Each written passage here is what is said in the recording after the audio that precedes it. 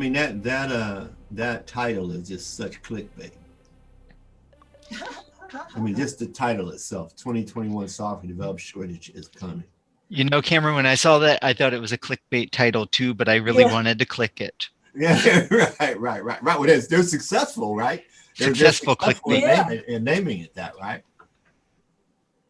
So I saw this article on the communication at ACM, and I thought it would be a very interesting article to discuss at our meeting to see how other people in our chapter feel about it and their experience, and whether they think that the point this article is making is valid or not. So this article, I highlighted some things. So the name of the article is "The 2021 Software Developer Shortage is Coming." It's written by Travis Buick and Jennifer Moritz. They're from Carnegie Mellon University. Um, and I just want to read some of these highlights. Okay. Um, Due in large part to their past success in distributed IT. So it's starting out talking about the impact of the pandemic on IT. And supposedly we did a good job as far as we didn't get a huge economic downturn in our sector, due in part to their past success in distributed IT development, remote IT operation, and remote maintenance. IT companies have required their staff to essentially do at home what they've been doing in the office years before. So since we've been used to working remotely, it wasn't any big deal for us to just work remotely. Uh, Then it's making the point that due in part to the travel embargoes, limited access to educational loans, and delays in student visa processing, U.S. colleges and universities are observing significant declines in graduate level enrollments in computer and information science this year. These declines are translating into a 1 year enrollment deferrals, meaning a temporary but significant reduction in expected 2021 graduation rates. And then it goes on to say that in 2019, that was 2 years ago, college and universities awarded 136,000 bachelor degrees, master's, PhDs in computer and information science. And among that 136,000, 35,200 of these degrees were awarded to non-resident aliens, and among that 35,000, 27,200 of them, or 77% of that 35,200 degrees, were master's and doctorate degrees. And so they're saying that 35,000 of the 136,000 were degrees awarded to non-residents, and 77% of them were getting master's and doctoral degrees. So they're this higher skill, higher educated students. Recently, the American Council on Education reported a 43% decline in pandemic era enrollment for international students based on recent surveys, and this decline will reduce CIS postgraduates by 11,700 students in 2021. And that's what this article is about. That's the decline that they're talking about. These students that weren't able to come here and finish and graduate due to them not being able to come to the United States. So you had the embargoes. They couldn't get loans. They weren't allowed to be here in the United States because of the pandemic. Right. And But you know what? There is that whole premise. There's a fallacy behind that, right? There, okay, I just want yeah, to finish yeah. summarizing what's in this article. Yeah. And then it goes on to say that basically 1.5 million software developers, based on the Bureau of Labor Statistics in the US, there's 1.5 million software developers out there working. And then that was in 2019. And they were making over $100,000 a year average salary. And over the next 10 years, the BLS estimated that US labor market will add another 316,000 software developer jobs, which is 22% growth. Okay, and then it also said that there's a 43% decline in CIS students. I already said that in 2021.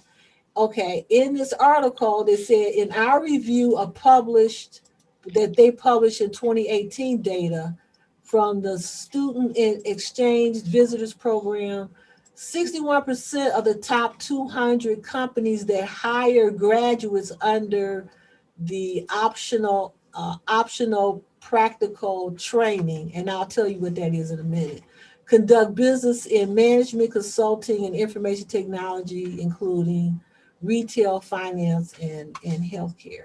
So this optical practical training, that was the criteria they were using as far as 61% of top 200 companies were hiring graduates under this OPT. Now the OPT, let me get to that. The OPT, it says for non-resident aliens to work in the U.S. after graduation, they must first have a valid work authorization, which has historically included an OPT. The OPT began in 1953 to authorize international students to work for a period to 6 to 18 months as determined by their school and training agency. This program has since evolved to meet the demands of modern educational and workforce requirements. Today, international students enrolled in bachelor's degree, master's degree, and PhD program can apply for 12 months of OPT at each educational level. So STEM OPT extension, the CIS graduates can apply for an additional 24 months on top of the 12 to 18 months. They could apply for another 24 months to be here. And so they could be here for 3 years. After this period, the CIS graduate must leave the US if they have not obtained a new work authorization, such as an H-1B visa. So they could work here up to 3 years, but after that, they have to get a H-1B visa. And I'm sure you guys know that was a big deal, because what we were trying to do is situate this article with a lot of the information that we have been hearing really over the last 10 years.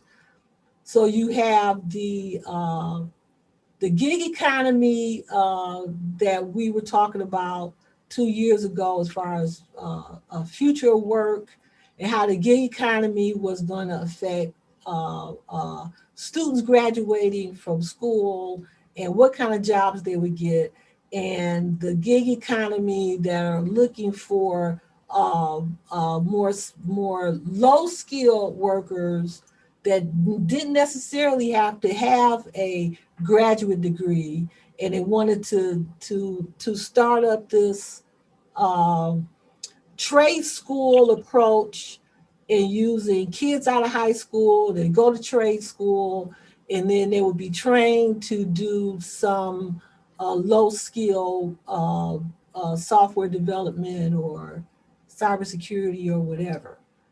And you have that going on along with what the Trump administration was doing as far as their efforts to discourage uh, uh, uh, foreign people coming here to work and going to school, and putting in limits on H-1B visas. And then the pandemic hit, and then there was even less H-1B visas. So we were thinking about all of that, as well as what the article is saying. So some of this kind of doesn't make sense in a way. They're only talking about a year, but this whole trend of higher skill work has to be situated with the gig economy, and companies not looking at high skill, wanting people out of trade school, also complaining that the quality of workers has declined, and companies wanting more H-1B visas, but you have a number of people, and as far as even unions that wanted to have a little more control on the H-1B visas because they want to encourage companies to hire more Americans. So I'll open it up, and we could see how you guys feel about this.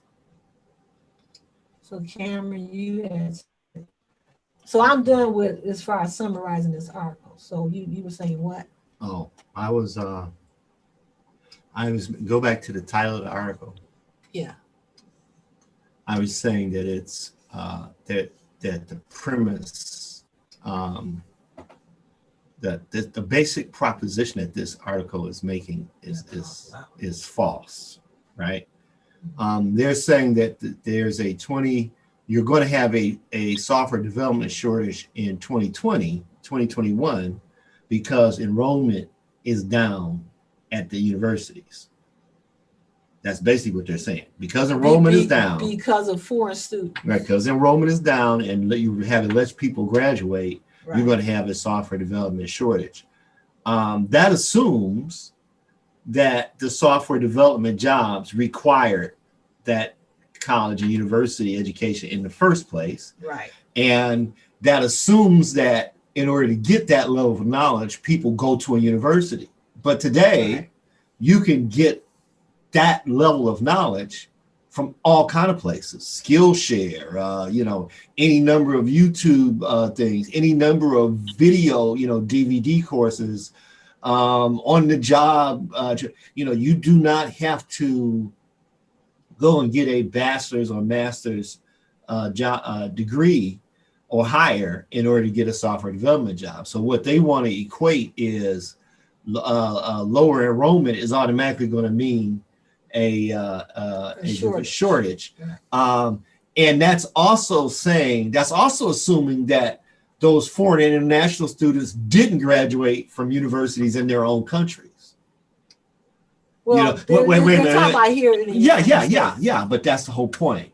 When you have a demand for software development, that demand for software development anywhere on Earth can mostly be met by people anywhere on Earth.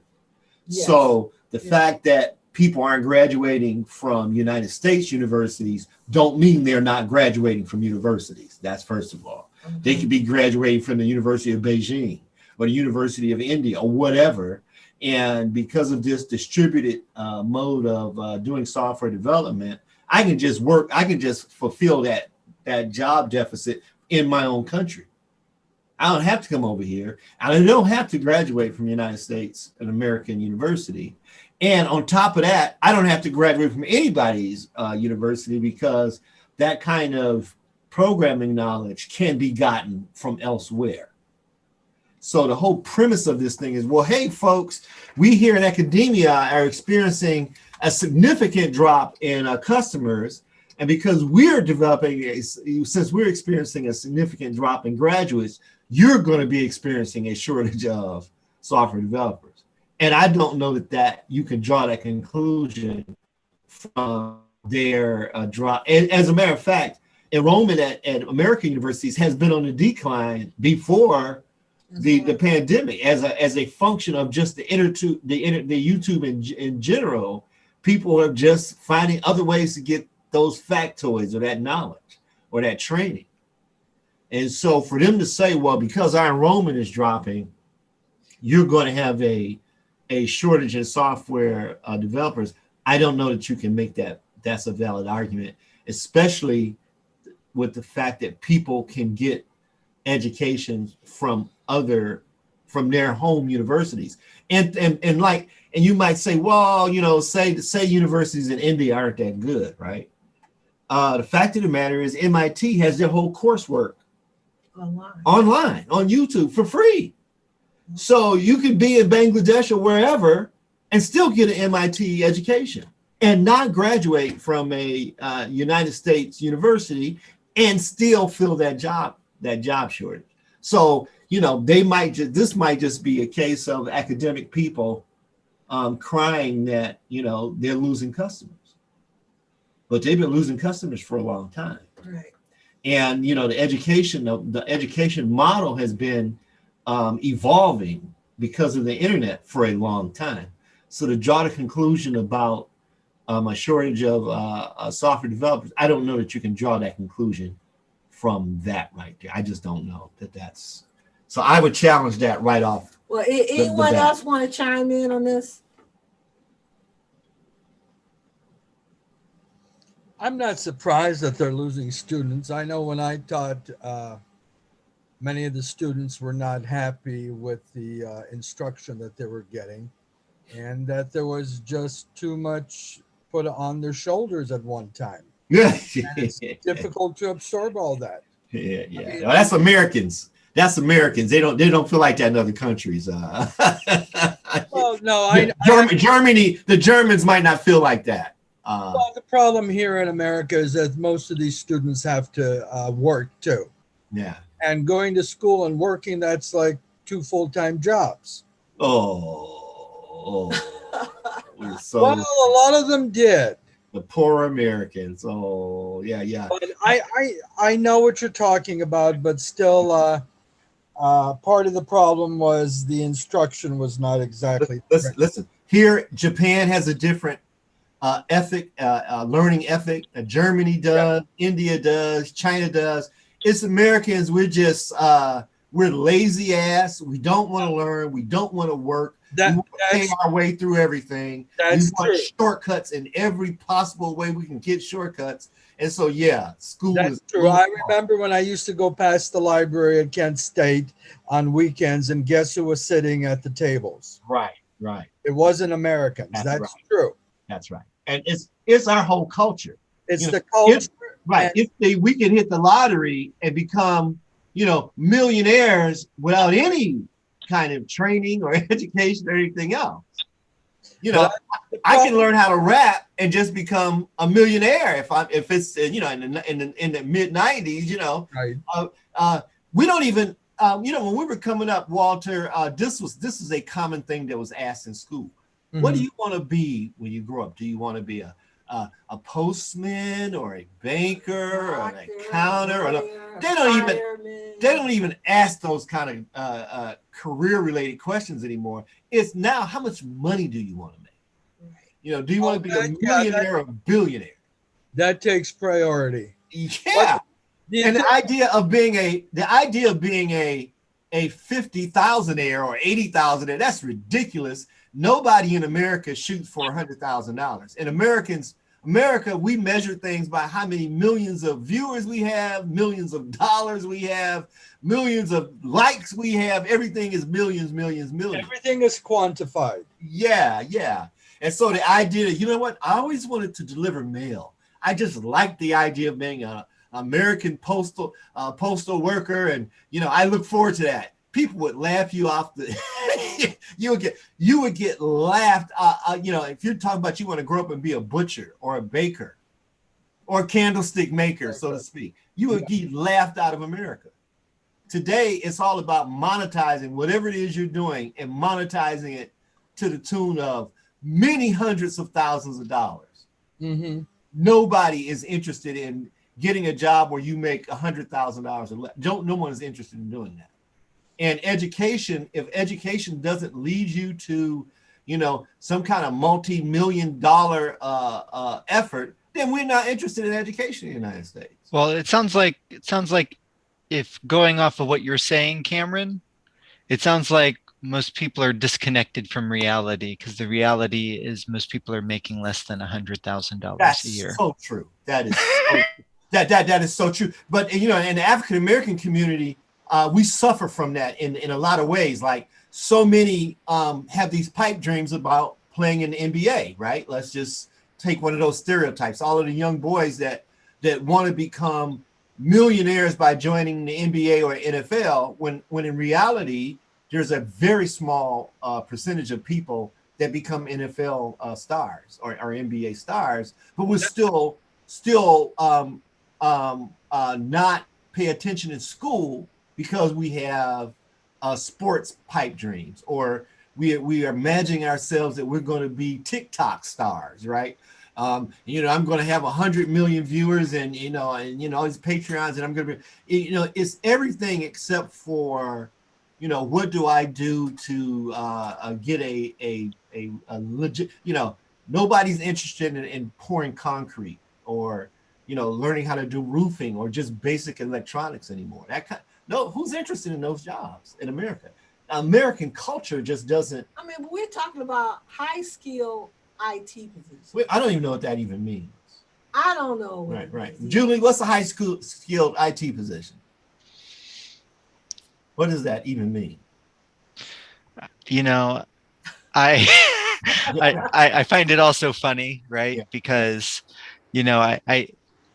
years ago, younger version of myself, I tried to get a job without a degree. Yeah. And I couldn't. I just couldn't do it. Right. So I went back and I got a degree. Right. And now, my reality is every time I turn around, people's juniorizing all of the positions. Like, couldn't we just get somebody out of a boot camp? Can't we just get somebody who has a lot of gumption and can work hard? And can't we just pull them in here and make this happen? And I'm thinking, how come nobody gave me that chance? How come I had to go? How come I had to go get a degree? Like, it was so funny because I was talking to people.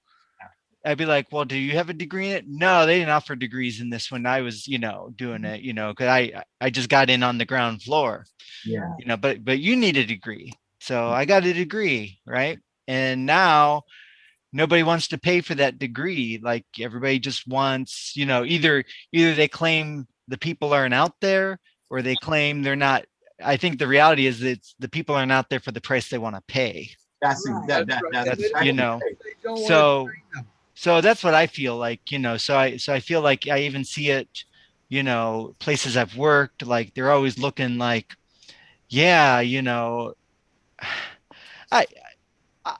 I really think there's a value in degree. I'm not knocking people who just have experience, but with that degree, like, I sort of feel like there's a common, like, even if you just have a bachelor's degree in computer science, there's a common language we have that we can share, around data structures, around paradigms, things that I feel like you should have at least been exposed to, so we can at least start communicating. But if I have to explain to you what an iterator is, we're going to be a long time. Right. But people get that real world experience. I'm not knocking it. I'm just saying the degree in my mind says something to me about what you went through. Now, if you go through and like they talk about these other degrees, it sort of takes, it's sort of, I mean, in the end, you have to perform, right? But if I can show up with a master's or a PhD, it just automatically is a door opener for certain kinds of jobs, certain kinds of positions that I just would not have unless I was busy busting my ass, networking, and trying to get that inside connection so I can get through the door that's not open, unless I had that person rooting for me, so I still think there's value in that stuff. But as far as high skill, I mean, whenever you talk about high skill, you're talking about Right. you're talking about people who have maybe a deep knowledge in a very narrow area, right? But those are not the kinds of jobs I see. What I see is people just throwing every tech they can imagine. Like if they even have one little tiny routine in their code that uses this, now you need to know this whole library and you need to know all these skills. And you also, we're going to do AI stuff. So you need to do this. Oh, and not just any AI. We need you to be using, scikit stuff, you need to be using our specific libraries. And it's crazy. There's nobody who's going to know all of that stuff. All they're trying to do is replace the person they lost. Right. Right. The person that they or 4 or 5 people that they let go, and they're trying to hire one person to do all of those jobs. That cost. I tell you what, about 6 months ago, I spent, in helping Brian, I spent like 2 days just looking at, I would say maybe thousands of job postings. And you know what I saw a pattern? Everybody wanted a degree plus 10 years experience. Mm-hmm. That's right. Yeah, that degree has really, it's almost at the high school diploma type thing. It's something on a checklist, but at the end of the day, nobody would accept you with your degree without experience, but many companies would accept you with experience without a degree. Like, I agree with you, Julie, that was not the case in the 90s, right? Or the very early 2000s or even the 80s. It was just reverse. Yeah. But going forward, in the 21st century, the experience is way more valuable than the degree. And the degree is just kind of like a checklist, like saying, do you have a phone number? Are you an American citizen? Do you have a degree? Okay, good. That's enough. Do you have a body temperature of 98.6? Okay, but what experience do you have? And so they really have just counterfeited the notion of a degree. And the other thing I might say is that, to your point, it gives us a shared language. It gives us a shared language for solving a certain class of problems, right? But we're at the point now where so much software has been commoditized, right? The real brain power type problems, people aren't hiring for those at all. They're really hiring for really penny ante types of automation where, something they're just trying to automate one more thing to streamline this just a little bit better. So I really don't have to depend on this person anymore.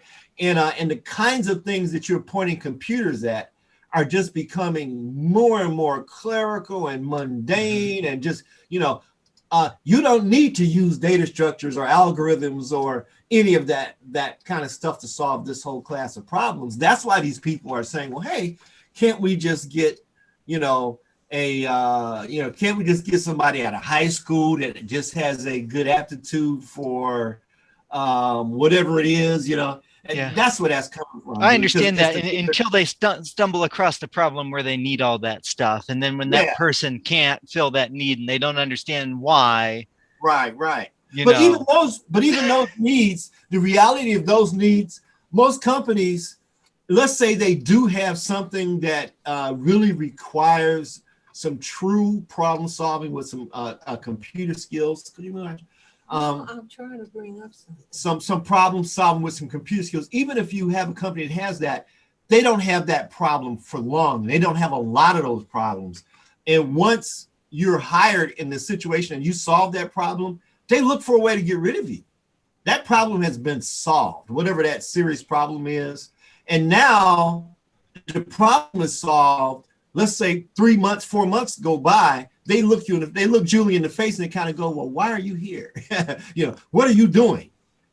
Because, you solved their problem, right? The problem that was immensely difficult for someone without your kind of background, that they might have been struggling for 6 months, 8 months, a year to solve, you can come in and maybe in a month and a half, because of your legitimate background, solve the problem. Now that that problem is solved, what does that company do with you? Yeah. Now you just become, you're just a cost center at this point. Yeah.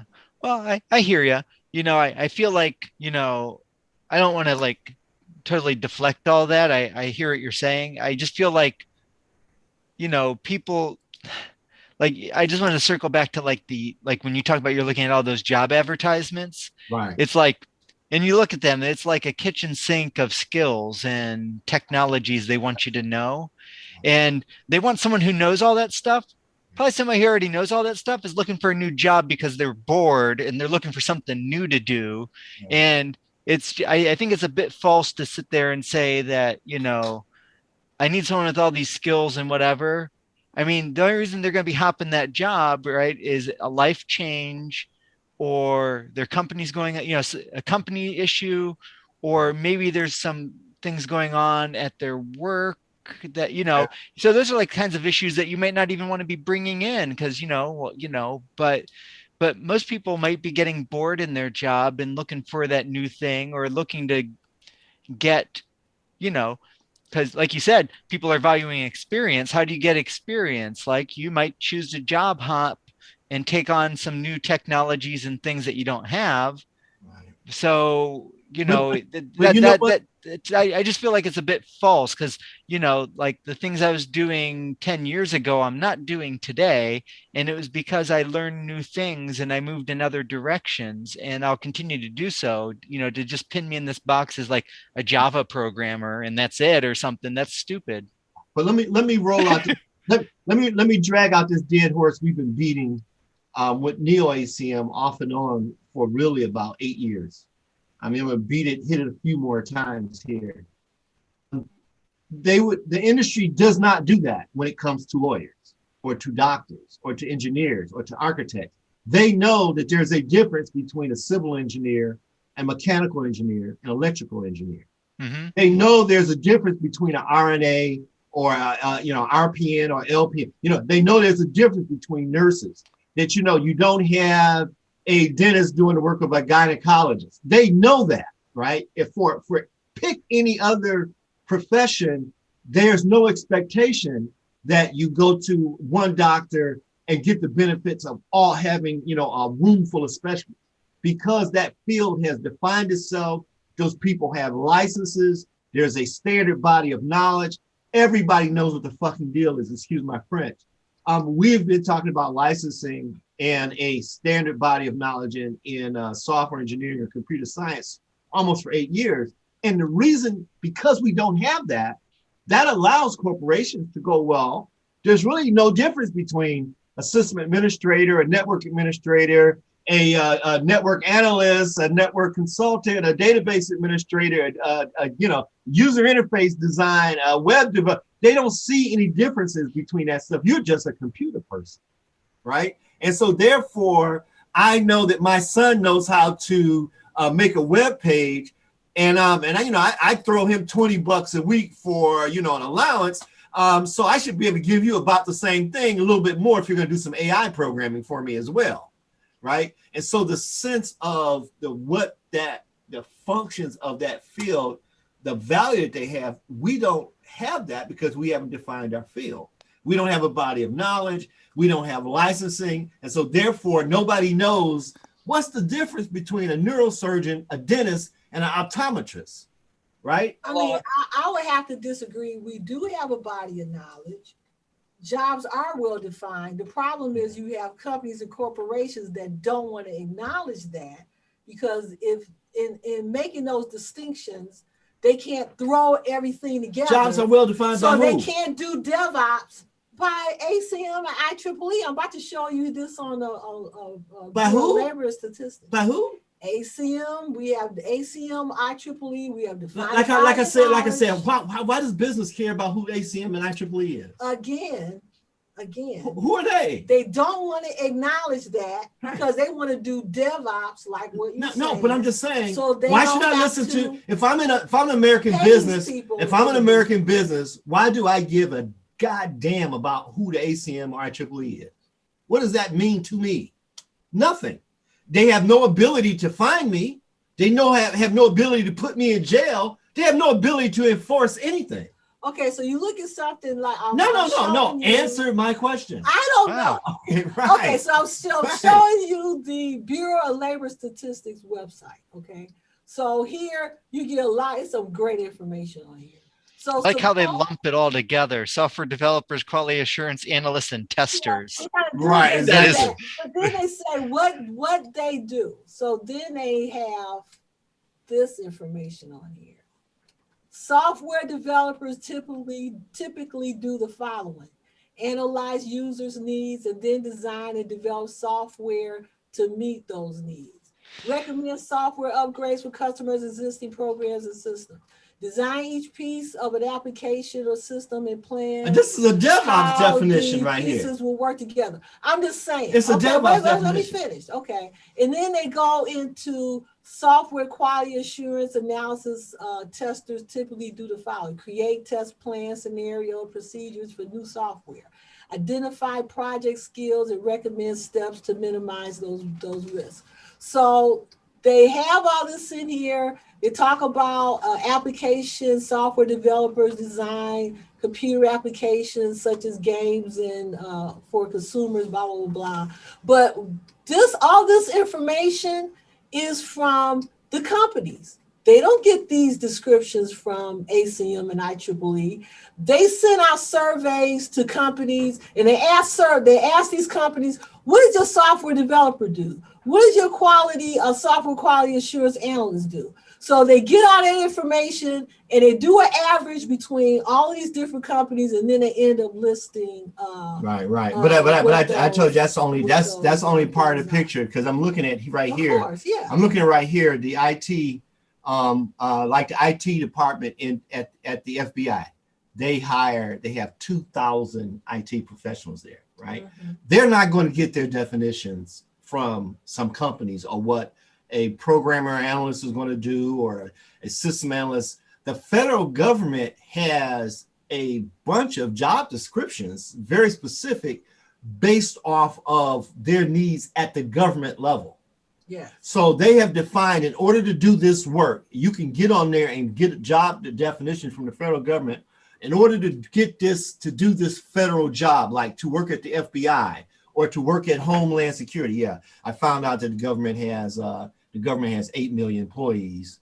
And when you talk about IT, they can actually, we are actually almost a little bit over 1 million. So when you are talking about a government job, right? The government has to define what the job duties are and what those titles are. And they have these things called pay scale. Remember G7, G9, G13? They have pay scales associated with job descriptions and job titles, right? And so the Board of Labor and Statistics, sure, they're going to get some of their descriptions from private industry, but they also get descriptions from the federal and state governments who have very specific definitions. But the problem is no American company has to care anything about those. We don't have to care about IEEE. We don't have to care about the ACM, and I don't have to care about what the federal government defines some job as. Could you click back for a second? Yeah. I just wanted to point out that captioning under that person doing this whiteboarding.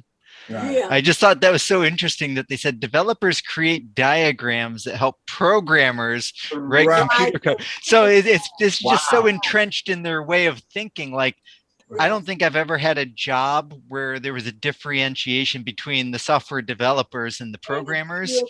And, that's what I think was interesting is, because it's all like based off of their own nomenclature, their own internal nomenclature. But let me tell you this. Hold on. Let me add to that. I think in this article, they were making that distinction between software developer and computer programmer to the extent I can't remember where it is. I'm sorry.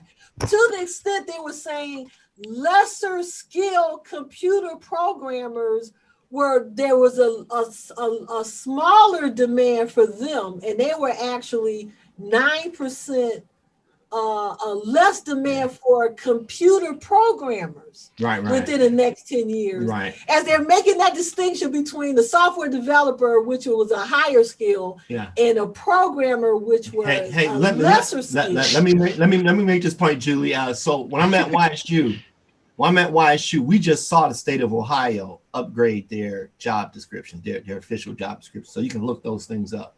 And the federal level, you can look those things up. But we had a big difference. We had a position called system analyst, right? Mm-hmm. That person did all the analysis.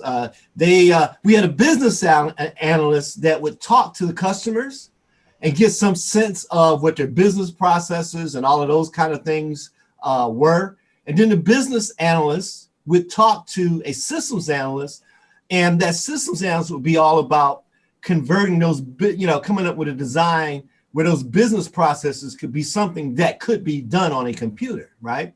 And the system analysts were very different from the computer programmers, right? But the government had something called a programmer analyst. And the idea of that programmer analyst was to say, well, we want a single person that can do system analyst and computer programming, and we're going to pay that person a little bit more. If you were to go out right now today and look up job descriptions, just search federal job descriptions for IT or whatever, you would get some list. If you went state by state, each state defines, that's what we used to argue about when I was in the head of the union, in the union negotiation team. We would get those state and federal job descriptions, and we would ask, why is it that YSU wants to deviate from these state and federal job descriptions? And our argument was that those job descriptions are battle tested. They've been developed over 10, 20 years. They part of those job descriptions included relationships between, say, a database administrator, right, a network engineer, and let's say a system administrator. They understood how those functions work together. And so they named things, they had the job duties broken up. And our argument was, why would you deviate from those job descriptions when it took 20 or 30 years to come up with them collectively by the states and the federal government? And YSU wanted to come up with dumb shit like desktop engineer, right? They wanted to come up with names that they could make, and then they could assign their own set of job responsibilities, which would also allow them to assign a pay scale to it. Yes. They didn't want to go with the state and federal job descriptions because those state and federal job descriptions, not only did they have a job duties associated with it, they had a pay scale associated with it. So when it comes to business, right, businesses know that if they're going to hire a neurosurgeon, it's going to cost them one thing. If they're going to hire a witch doctor, it's going to cost them something else. They understand that difference. And when it comes to computers, we have not been effective at saying, hey, here's what our division of work is, here's what our job titles are.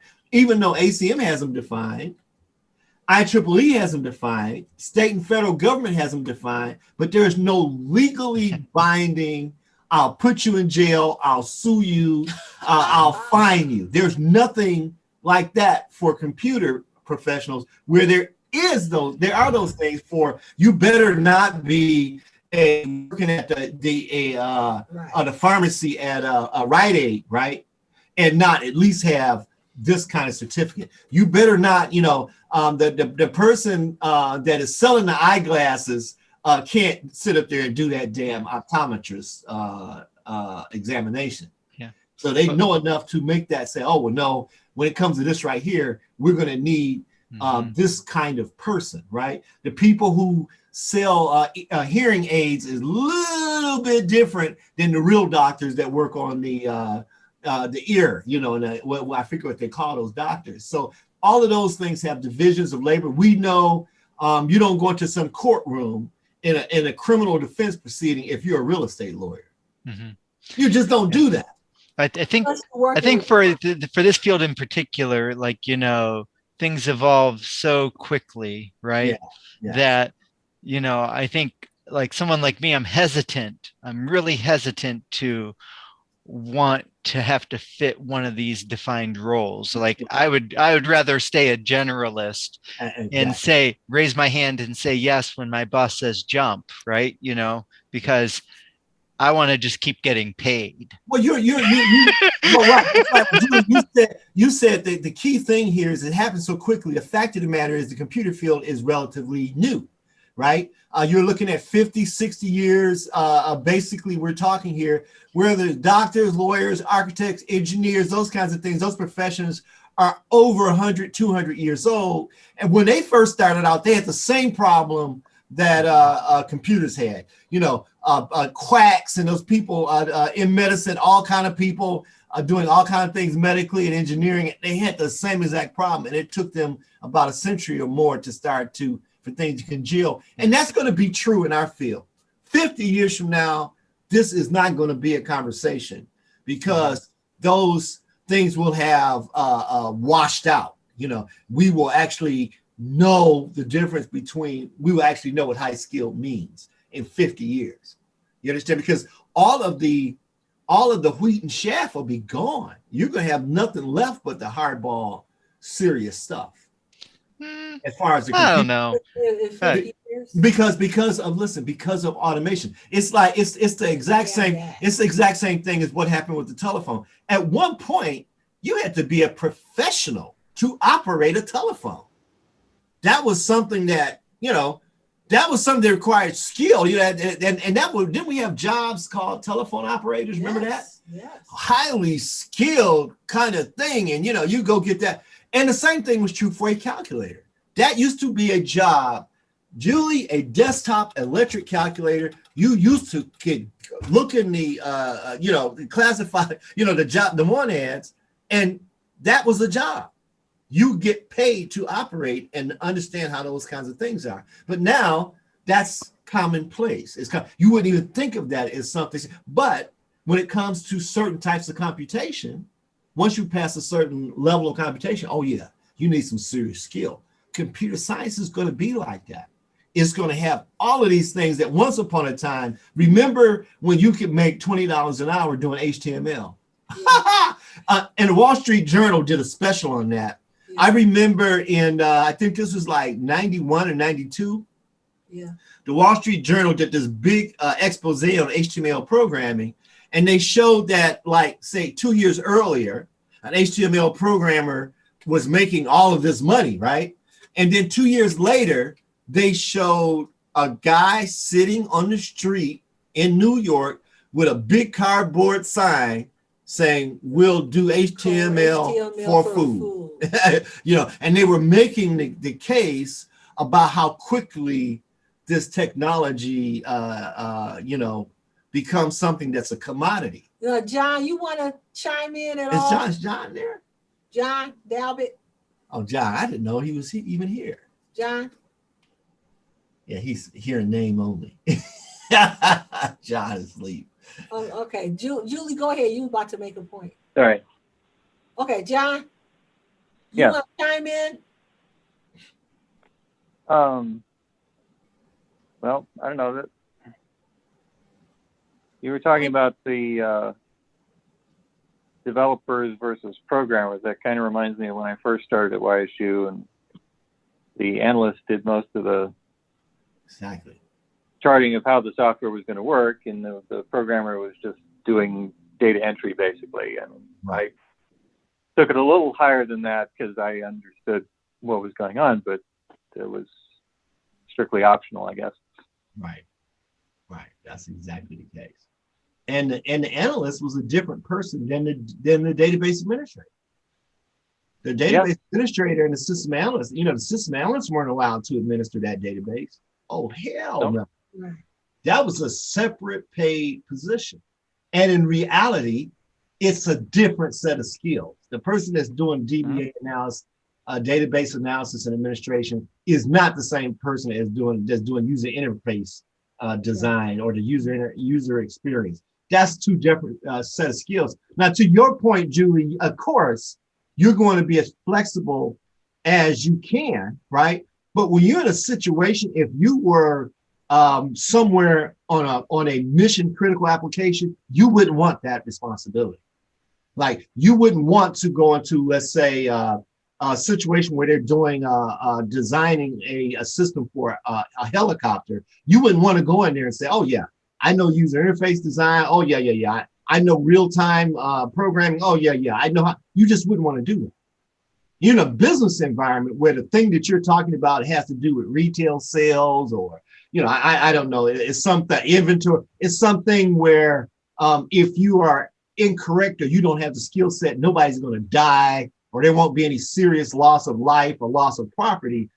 Then you could take a little more chances. But when you're working with problems where human life can be lost, or people can end up in billion-dollar lawsuits, or someone's health could be dramatically impacted, or, you know, someone's business could completely go. You're not as quick to say, hey, I have this set of skills. You know, it really depends on the caliber of problem that you're being asked to solve. Like right now, how comfortable would you be programming a nuclear submarine? A submarine. That's software. Submarines are almost floating computers. Same thing with ocean liners right now. Ocean liner. Have you ever seen an ocean liner bridge? I think you told me you did once, Julie, or no? Have you ever been on a bridge on an ocean liner? No. That thing looks like you're at you know, NASA control somewhere. It's computers and stuff. How comfortable would you be just walking into that situation saying, well, hey, yeah, I know, you know, whatever. You know, you would pause very quickly. I have to admit, maybe I'm a little cocky, but those are actually the kinds of things I would enjoy doing more. So, Me too. and you know, I just deal with people's bad choices all day long in my job. Yeah. You know, and I think I'm more like you, Cameron. You know, when it comes to this stuff, I'm just a more critical thinker than most of the people I'm working with these days.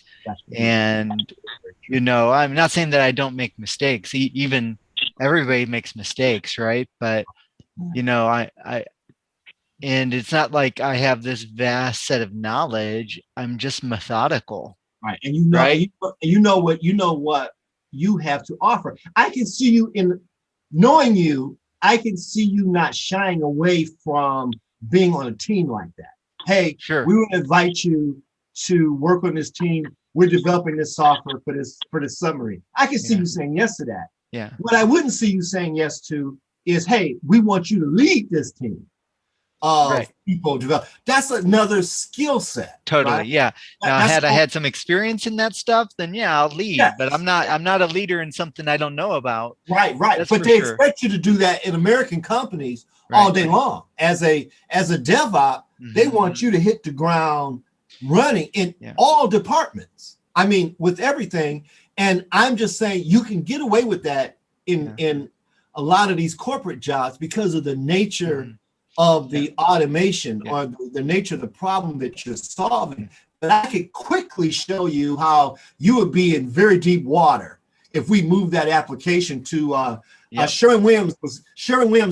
One of the last interviews, big official interviews I went on was for Sherwin-Williams Corporation.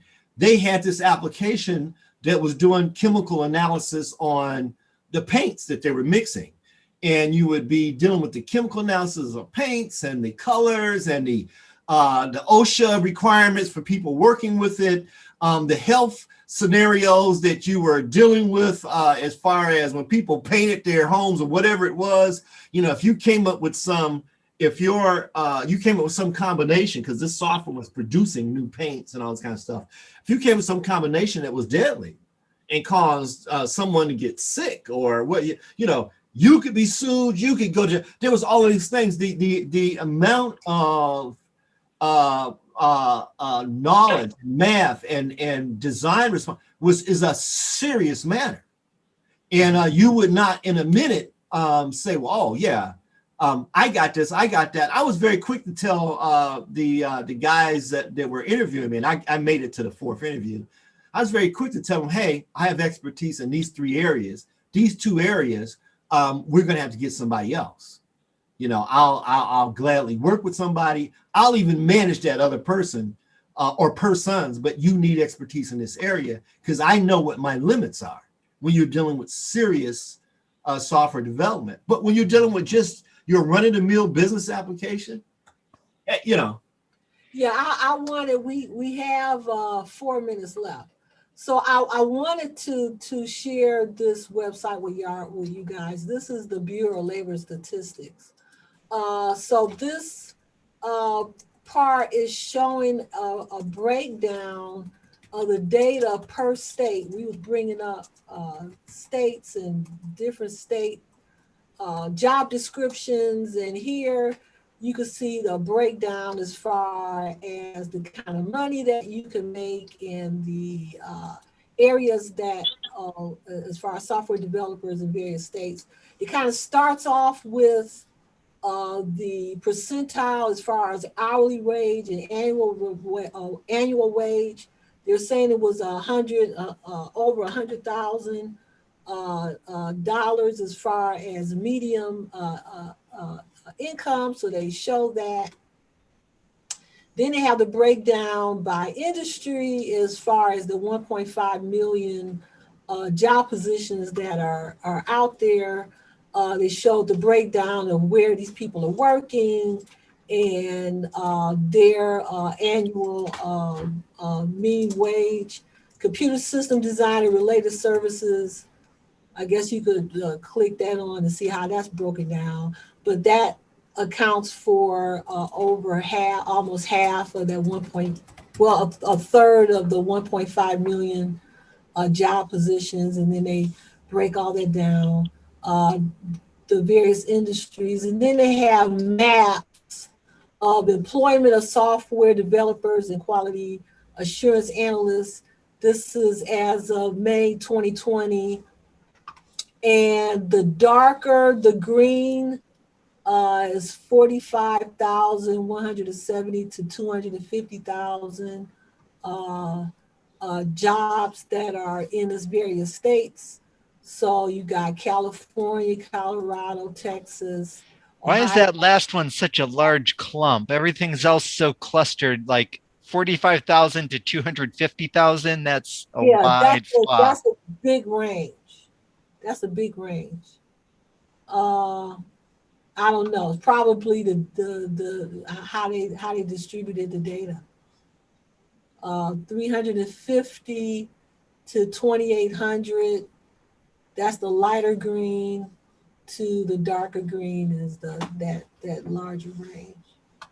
Can you click that up now? Okay, and then they have another thing called location quotient, and I looked that up, and that is the density of work per state. So you'll have so many people working in the state as to how many are in this area as far as software developers in that state. So the darker color is 2.5 to 3.5 as far as that location quotient.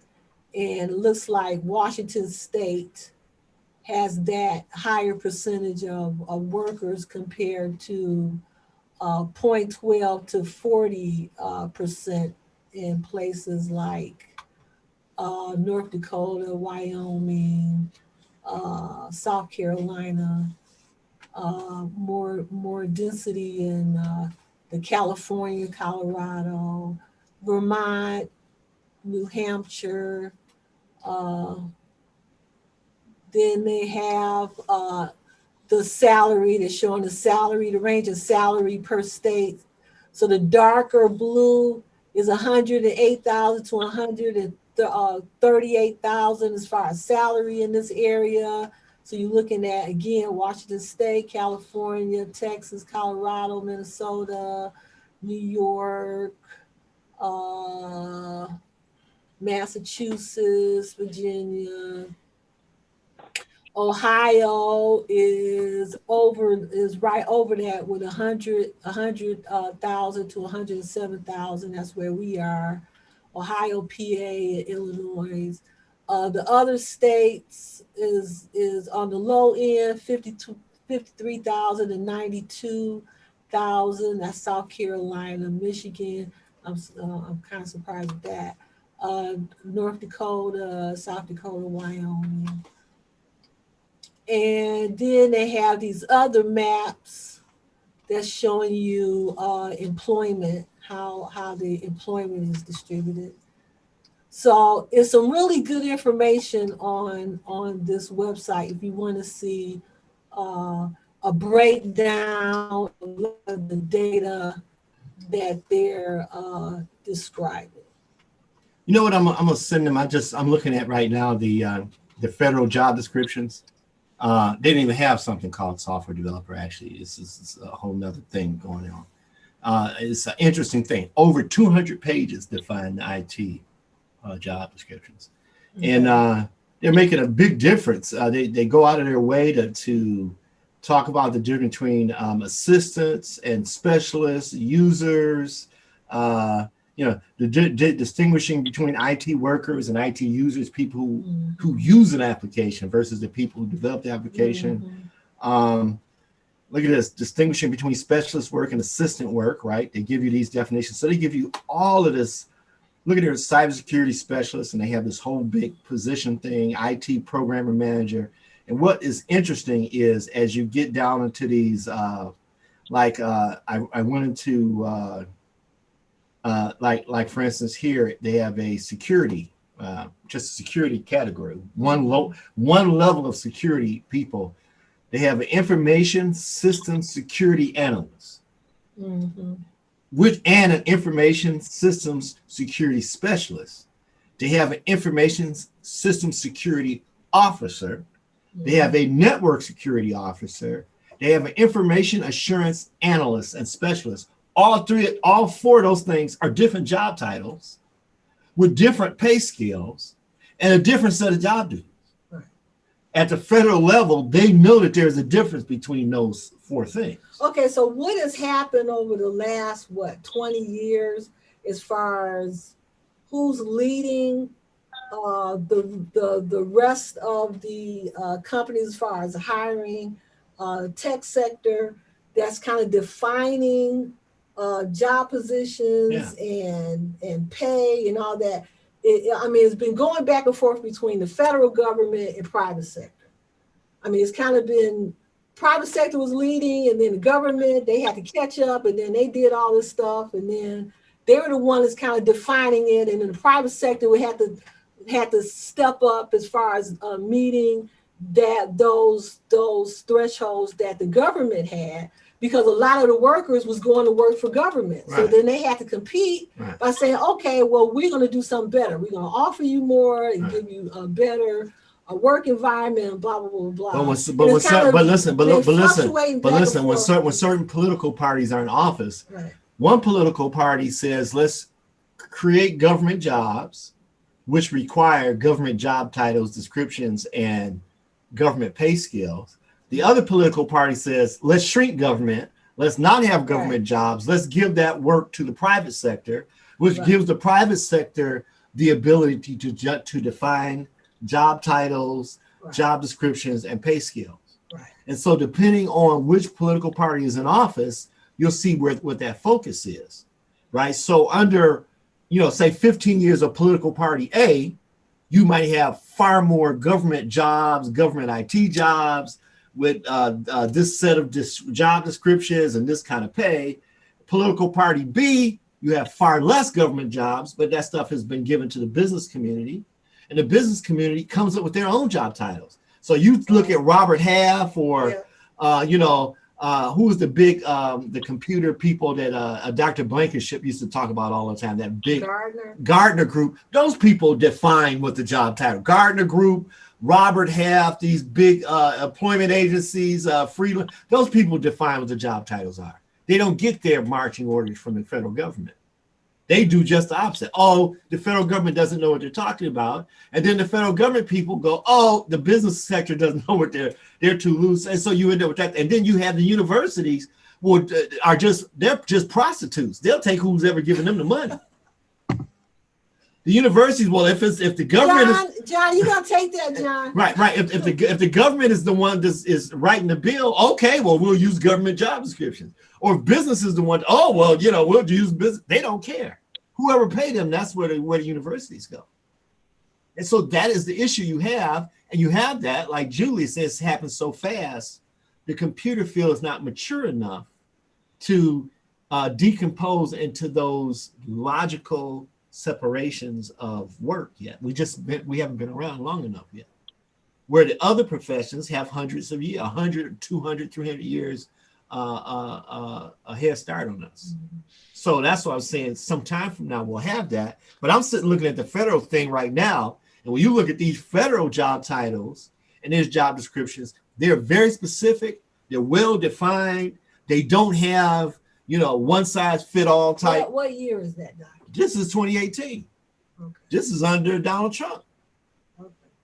And so I would imagine that the updated one under Joe Biden is even more decomposed than this. So you really have to look at that.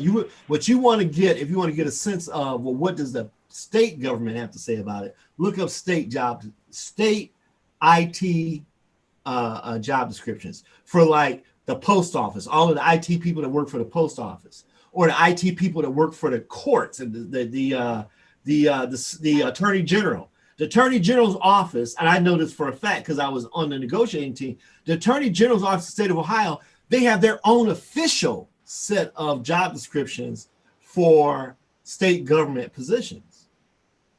They have their own official thing. The post office union for the state of Ohio has a very specific set of IT things. But if I'm Walmart or I'm Target, I don't give a damn what the state of Ohio says IT people should, what their title should be, or what their job description should be, or what their pay should be.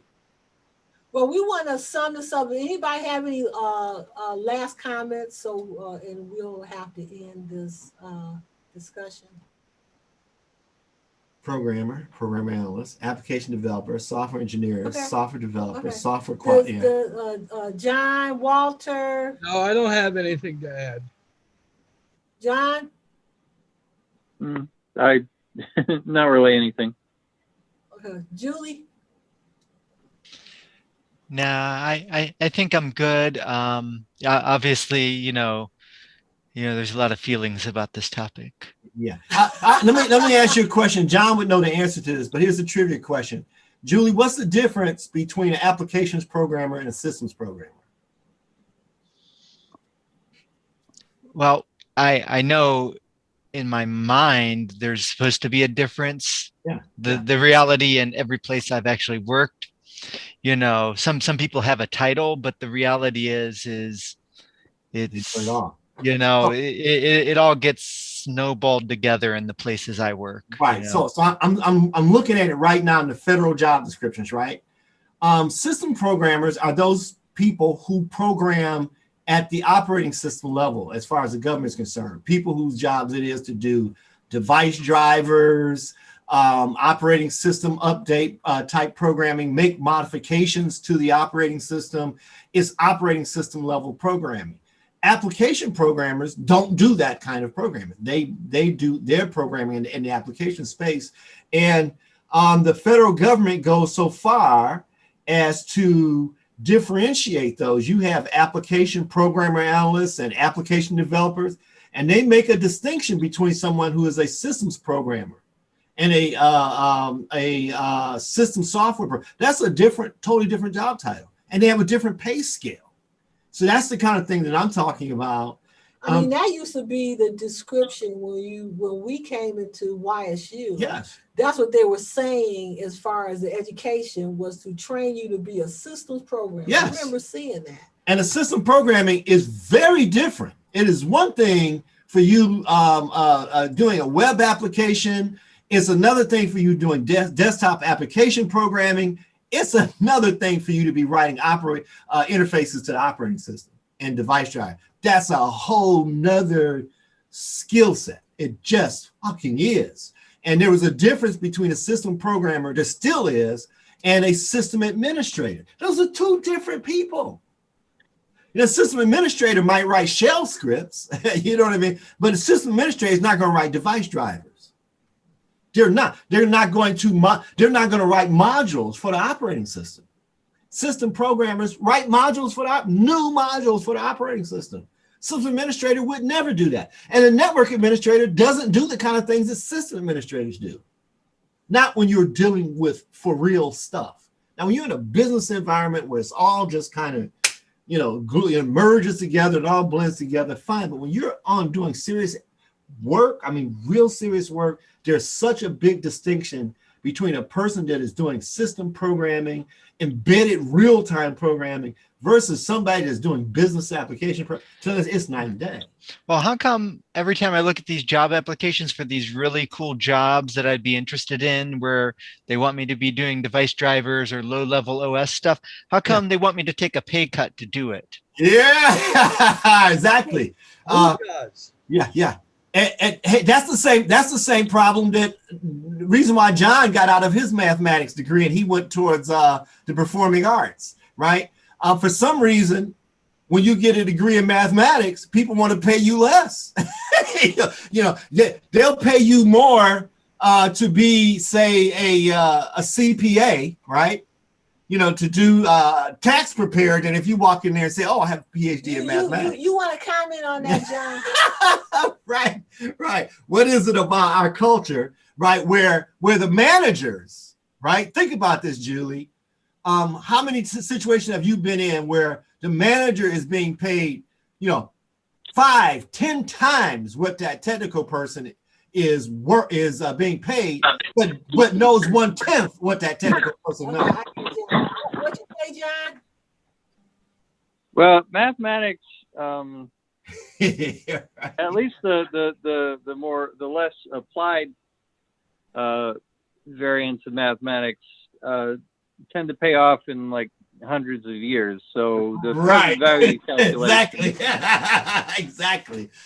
Right. Yeah. Right. I do abstract algebra. Okay, well, we'll pay you $7,000 a year. Right. Versus if you could do stocks, you know, and Wall Street type math. Oh, well, you're worth $500,000 a year.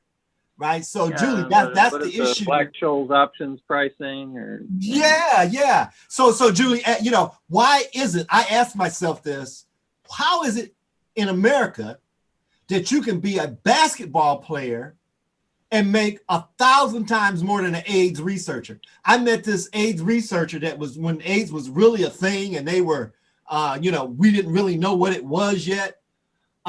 This person was at the clinic at the, you know, the test tube level kind of a thing. This person was making under $25,000 a year. I remember that. And you could get somebody that is bouncing a piece of rubber up and down a basketball court, and they're in America to pay that person $30,000 an hour. So how do we have those? How do we have a person that is going to do operating system level programming? How in the hell could they possibly be offered less when it requires way more knowledge than these other people have? Yeah, I always find that really interesting because I find that kind of work really interesting, and you know, but I just can't take the pay cut to do it. That's right. Right. But you realize that pay cut happens if you're in the United States. Other countries have a different respect for that level of work. And so, you know, that's what you're up against here. Yeah. In America, we really glamorize the least skilled, and we villainize the stuff that really requires heavy duty, put your thinking cap on. Yeah, I think a lot of it has to do because it's tied to industry. Like I'll see these things like if I look at Rockwell or something, or if I look at anything, it's like tied to an industry that's in decline, right?